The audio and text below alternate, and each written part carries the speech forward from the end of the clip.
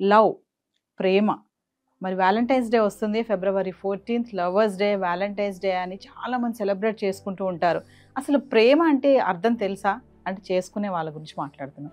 Love చేసుకునే వాళ్ళకి అసలు ప్రేమిస్తే ఏముంటుంది, ప్రేమ మనకి ఏం నేర్పిస్తుంది, ప్రేమిస్తే మనం ఏం త్యాగం చేస్తాము, ప్రేమించిన వాళ్ళ పట్ల మనం ఎంత ప్రేమగా ఉంటున్నాము. అంటే ప్రేమించిన దానికి ఒక వాల్యూ ఉండాలి కదా. ఏదో ప్రేమిస్తున్నాము అయిపోయింది అంత అట్రాక్షన్, ఇన్ఫాక్చుయేషన్ అంటే కాదు. అసలు రియల్ లవ్ అంటే ఏంటి, ఎక్కడి నుంచి మనం నేర్చుకుంటాం అనే దానిపైన మాట్లాడడానికి ఈరోజు మనతో పాటు ఉన్నారు అనిల్ నాయర్ గారు.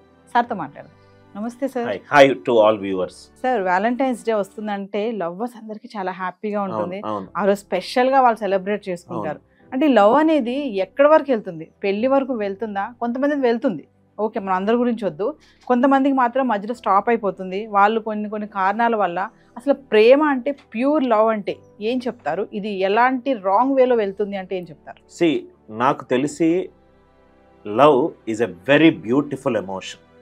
నాకు ఇంకా గుర్తుంది, ప్రాబబ్లీ నేను ఫస్ట్ లవ్ నేను పుట్టినప్పుడు నాకు వెనకకి తిరిగి చూసుకుంటే మా అమ్మ నాన్నలు నా పైన చూపెట్టేది ఒక సెల్ఫ్లెస్ లవ్ అని నాకు ఇప్పటికీ అదే అనిపిస్తుంది. ఒక సెల్ఫ్లెస్ లవ్ మనము పేరెంట్స్లో చూస్తాము, అది చనిపోయేంత వరకు మనం చూస్తాం. ఎందుకనంటే మనం ఉన్న సొసైటీలో మనం బాగుంటే చాలు, ఇంకోళ్ళు బాగుంటే బాగుండకూడదు అనే దాంట్లో ఓన్లీ పేరెంటింగ్ లవ్వే సెల్ఫ్లెస్ లవ్. అంటే మనం ఎంత అడిగినా కానీ మన పిల్లలు చక్కగా ఉండాలి, వాళ్ళు బాగుండాలి అనుకోవడం. అక్కడ నేను ఫస్ట్ చూశాను. సెకండ్ థింగ్, ఒక వయసుకు వచ్చిన తర్వాత న్యాచురల్గా ప్రతి మనిషిలో ఒక టాలెంట్ ఉంటుంది, ఒక స్కిల్ ఉంటుంది, ఒక నాలెడ్జ్ ఉంటుంది, అతని way of looking at things ఉంటుంది. ఒక టీనేజ్కి వచ్చిన తర్వాత న్యాచురల్గా మనకు బాడీలో ఉన్న బినాలదలమైన ఎఫెక్ట్ వల్ల ఆపోజిట్ సెక్స్లో కొన్ని కంటెక్స్ట్లో అతని పైన కానీ ఆమె పైన కానీ ఆ కంటెక్స్ట్ పరంగా, ఎక్స్పీరియన్స్ పరంగా వాళ్ళు ఏదో ఒక కంటెక్స్ట్ పరంగా ఒక లైకింగ్ ఏర్పడుతుంది. ప్రేమని మనం రెండు రకాలుగా చూడొచ్చు. ప్రేమ ఎప్పుడూ క్రియేట్ చేయాలి.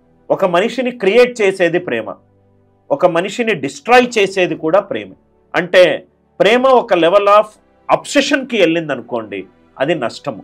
ఒక ప్రేమ వల్ల తన తల్లి మొహంలో నవ్వు చూడాలి అని చెప్పి కష్టపడి ఐఐటి ర్యాంక్ రోజు మా అమ్మను డయాస్ మీద నిలబడతాను అని కొడుకు కష్టపడతాడు కదా, ఆ కొడుకుకి తల్లి పైన ఉన్న అది ప్రేమ.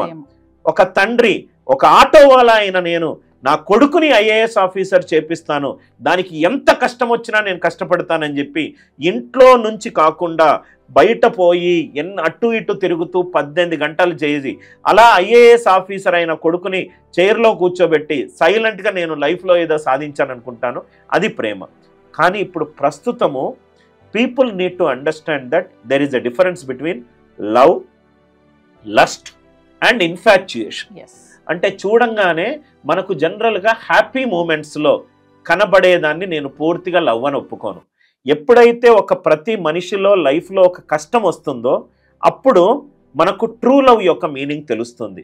అంటే ప్రతి మనిషికి లైఫ్లో అప్స్ అండ్ డౌన్స్ ఉంటాయి. ఆ అప్స్ అండ్ డౌన్స్లో తోడుగా నిలబడే వాళ్ళే they are true lovers to our life అని నేను బాగా నమ్ముతాను. ఈ లవర్స్ అనేది I love my mother, I love my father, I love my students ఎంత న్యాచురల్గా యూజ్ చేస్తామో దీనిని ఒక టీనేజ్ ఏజ్ గ్యాప్లో యూజ్ చేసే ఐ లవ్ యూ అనే దాంతో మనం లిమిట్ చేయకూడదు. మళ్ళీ ఏంటంటే టీనేజ్లో ఒకరి మీద ఒకరికి ఇష్టపడ్డది అనేది చాలా న్యాచురల్. ఎందుకనంటే మనం అప్పటి వరకు చూసిన ఒక ఫ్యామిలీ లవ్ నుంచి ఒక కొత్త లవ్ ఎమోషన్ మన బాడీ నుంచి వచ్చే యాసిడ్స్ వల్ల జనరేట్ అయ్యే ఒక ఎమోషన్ వస్తుంది. కానీ అది మనకు లాంగ్ టర్మ్ సస్టెనెన్స్ ఉంటుందా అనేది క్వశ్చన్ మార్క్. చాలామంది ఏంటంటే ఇప్పుడు చాలా ఈజీగా, ఇప్పుడు నేను ప్రజెంట్ చూస్తున్నాను, ఇన్స్టాగ్రామ్లో కనెక్ట్ అవుతారు, ఫేస్బుక్లో విడిపోతారు, యూట్యూబ్లో వీడియో చేసి రైట్ బ్రేకప్ అని అంటారు. అంటే వాళ్ళ పర్సనల్ లైఫ్లో ఎంత ఈజీగా బ్రేకప్ అవుతారు, ఎంత ఈజీ కనెక్ట్ అవుతారు కూడా మనం చెప్పలేము. మేబీ దాన్ని నేను ఒక టైంపాస్ యాక్టివిటీగా నేను చూస్తున్నాను. అంటే ఆ టైంలో నాకు మాట్లాడడానికి ఎవరు లేరు, నన్ను అర్థం చేసుకోవడానికి ఎవరు లేరు, ఇంట్లో అమ్మ నాన్న నేను మాట్లాడేటప్పుడు వాళ్ళు నన్ను కట్ చేస్తున్నారు, నా మాటల్ని వినే ఒక వ్యక్తి కావాలి అని చెప్పి ప్రాబబ్లీ ఆ ఎమోషన్ కావచ్చు. కానీ కొన్నిసార్లు నేను చాలామంది స్టూడెంట్స్ని చూశాను, ఒక boy friend girl friend relationship కూడా చాలా గొప్ప రిలేషన్షిప్. ఒకరు ఇంకోళ్ళ గ్రోత్ కోరుకున్నప్పుడు, గ్రోత్ కోరుకోకుండా, అంటే ఇప్పుడు ఐఏఎస్, నా స్టూడెంట్లో ఇద్దరు ఎగ్జాంపుల్ చెప్తాను. ఇద్దరు ఐఏఎస్కి ప్రిపేర్ అవుతున్నారు. తను బాగా చదువుతుంది, ఇతను ట్యూషన్లు చెప్పి చదివిపించాడు. తను ఐఏఎస్ అయిపోయిన తర్వాత తనకు రిటర్న్గా నేను ఐ విల్ మ్యారీ యూ అని. ఈ లవ్ అనే దానికి మ్యారేజ్ అనేది ఒక నెక్స్ట్ స్టెప్ ఆఫ్ ప్రోగ్రెషన్. కానీ మ్యారేజ్ తర్వాత కూడా జనరల్గా ఏమవుతుందంటే, ఒక తల్లికి పిల్లలు పెద్దగా అయ్యే కొద్దీ ఒక హస్బెండ్ మీద ఒక లవ్ కోషెంట్ కొంచెం తగ్గుతుంది. వాళ్ళిద్దరూ 50-50% ఉంటారు. అన్కండిషనల్ లవ్, నేను ఎప్పుడూ చెప్పేది మేడం, లవ్ అనేది, ప్రేమ అనేది అన్స్పోకెన్ లవ్కి నేను గ్రేటర్ మీనింగ్ ఇస్తాను. అన్స్పోకెన్ లవ్, చెప్పి చేసేది కాదు ప్రేమ, చెప్పకుండా పక్కన నిలబడి తనతో చేయించేదే ప్రేమ. Love is a very beautiful feeling. అది ప్రతి ఒక్కరూ ఒక్కో ఫేజ్ ఆఫ్ లైఫ్లో వాళ్ళు దాన్ని కంపల్సరీ స్వీకరించుంటారు. కానీ అన్వాంటెడ్, డిస్ట్రాక్టివ్, నెగటివ్ లవ్ వల్ల కూడా చాలామంది డిస్ట్రాయ్ కూడా అవ్వారు. అంటే మీరు ఎలా ఉండాలంటే, కొంచెం చూసే వ్యూవర్స్కి, యంగ్ టీనేజ్ స్టూడెంట్స్కి, గర్ల్ ఫ్రెండ్ ఉంటే ప్రేమించాలి. ఎంతవరకు ప్రేమించాలి అని అంటే దానికి ఒక లిమిట్ పెట్టుకోవాలి. No human being you should love so much such that they will sit on your heads and kill your peace. ఎవరికి తలకెక్కి నీ పీస్ని కిల్ చేసేంత ప్రేమ అవసరము లేదు. ప్రేమకు కూడా కొన్ని బౌండరీస్ ఉంటాయి మేడం, ప్రేమకు కూడా కొన్ని లిమిటేషన్స్ ఉంటాయి. ప్రేమ ఒక నెవర్ ఎండింగ్ కంటిన్యూస్ కామా కాదు, అదొక పీరియడ్. ఒక్కొక్క స్టేజ్లో కొంతమంది మన లైఫ్లో వచ్చి మనకొక మూమెంట్స్, ఎక్స్పీరియన్స్ ఇచ్చి దాని నుంచి మంచి చెడులు నేర్పించి ముందుకు వెళ్ళిపోతూనే ఉంటారు. అలా లైఫ్ సాగుతూనే ఉంటుంది. సో దానిని నేను లవ్ అనేది ఒక మిక్స్డ్ ఎమోషన్. అది మనము ఎలా స్వీకరించుకుంటామో దాని మీద ఆధారపడి ఉంది. For me love is the greatest feeling one can go through. My parents' love on me is unexpressed. My wife's love on me is unexpressed. My love on my friend is unexpressed. My love on my students is unexpressed. నేను దాన్ని పాజిటివ్గా చూస్తాను, కానీ దాన్ని మనము నెగటివ్గా చూస్తే ఇంకా ప్రాబబ్లీ బ్రేకప్లు, ఎమోషన్లు, రైట్. ఒకప్పుడు ఏడ్చేటోళ్ళు, ఇప్పుడు ఏంటంటే రైట్ అన్ని ఇన్స్టమోజోలు ఇవన్నీ వచ్చిన తర్వాత be right back, sad feeling పెట్టుకొని ఐఎమ్ సాడ్ అని చెప్పి చిన్న దానికి ఆ లవ్ అనే ఒక గొప్ప వర్డ్ని అండర్ వాల్యూ చేయొద్దు అనేది నా అభిప్రాయం. నవీన సార్, లవ్ మీద చాలా మంది కూడా ఇప్పుడు విడిపోయాక కొంతమంది ఏంటంటే సూసైడ్ వరకు వెళ్ళిపోతున్నారు, లేదంటే వాళ్ళని చంపేంత వరకు కూడా వెళ్తున్నారు యూత్. కొంతమంది ఏంటంటే సీరియస్ గా లవ్ చేసే వాళ్ళు కూడా ఉంటారు. అంటే లవర్ ఒకవేళ విడిపోయినా తను మంచి కోరుకుని తను హ్యాపీగా ఉండాలనుకునే వాళ్ళు కొంతమంది ఆస్పెక్ట్స్ ఉన్నారు. మరి సూసైడ్ చేసుకునే వాళ్ళకే కానీ, మొత్తం డిస్టర్బ్ చేసుకునే లైఫ్ అంతా ఇటు పేరెంట్స్ కూడా బాధ పెట్టే వాళ్ళ గురించి ఏం చెప్తారు? నేను బేసికల్గా ఏంటంటే madam, suicide is a permanent solution to a temporary problem. ఒక వ్యక్తి నిన్ను ఎంత అంటే 120 కోట్ల జనాభాలో ఒక వ్యక్తి నిన్ను ఎంత బాధ పెట్టాడు అనంటే, బాధ పెట్టాడు కాబట్టి నువ్వు జీవితాన్ని అర్పిస్తున్నావు ఒక్క మనిషి కోసం. అది ఎంత stupid line madam. Suicide is a temporary solution to a permanent problem. లైఫ్లో ఏంటంటే మేడం కొన్ని సర్కిల్స్ ఉంటాయి.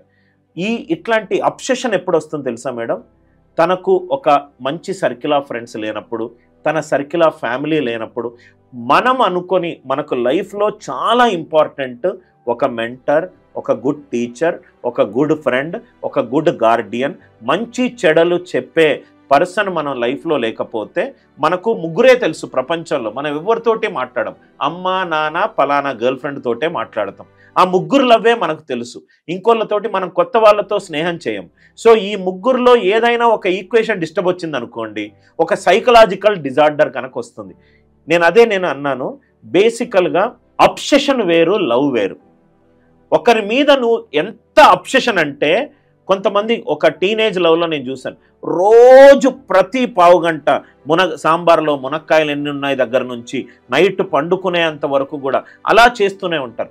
అలా ఒక పర్సన్ మీద ఎక్సెసివ్ అమౌంట్ మీరు టైం స్పెండ్ చేసినప్పుడు, ఆ పర్సన్ మీ లవ్ ఈక్వేషన్లో ఏదైనా డిస్టర్బెన్స్ చేసినప్పుడు మీరు ఫీల్ అవుతారు. ఎందుకంటే అతనే మీకు ప్రపంచం.